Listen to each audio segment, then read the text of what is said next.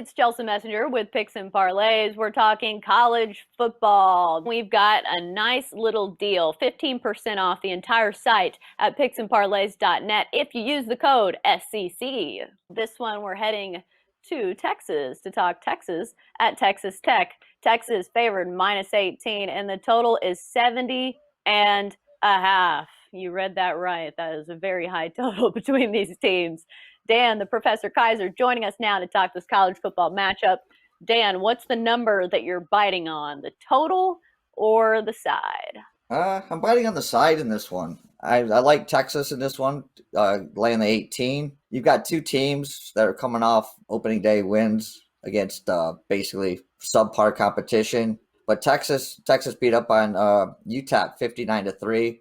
They looked really good. Sam Ellinger had 5 touchdowns. His backup came in and threw a couple of touchdowns. And Texas Tech, they played Houston Baptist, which I didn't even know was a school. And they came away with a 35-33 win. And it was a close game. I don't know how you go from that looking like that against Houston Baptist and then playing Texas.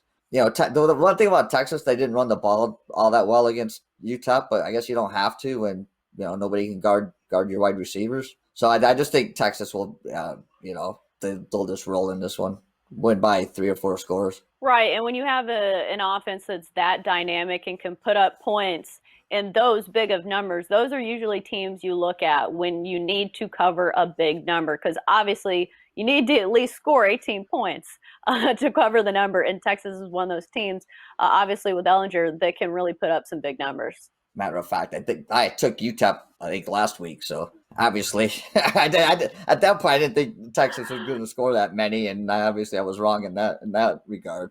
But yeah, and again, if you just look at the numbers, Texas is 8-2 in the last 10 between these two teams. Then they've won the last 5 against the spread going to Texas Tech. So just go by the eye test. If you just look at the way those two teams have looked their first game, Texas was a lot better team. It just seems they have all the numbers and everything on their side. I think if I remember correctly, I think Texas Tech at the beginning had a lot of players out early with COVID also. So yeah, it's hit a lot of teams hard. And I don't think they got a lot.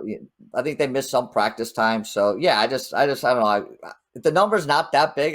To be honest, I thought maybe the number might have been a little bit bigger.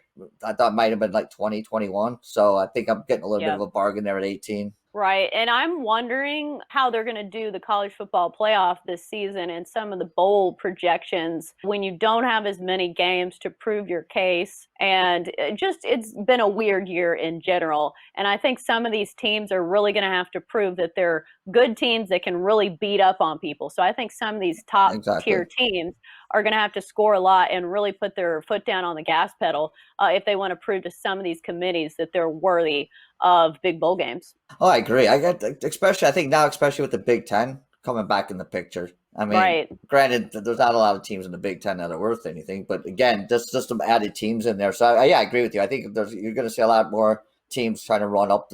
I wouldn't say run up the score, but maybe not take the foot off the gas pedal a little bit later than they would have normally. So yeah, so if you're saying that, you look at the total of this game, it's a lot of points, and I don't know if Texas Tech can score that many. So and if you see a total that high, it means the odds makers are expecting a high scoring game, which means good things when it comes to covering a big number, because it's the opposite. When you see a low total, it's harder for favorites to cover a big number. But that's going to do it for our college football talk for now.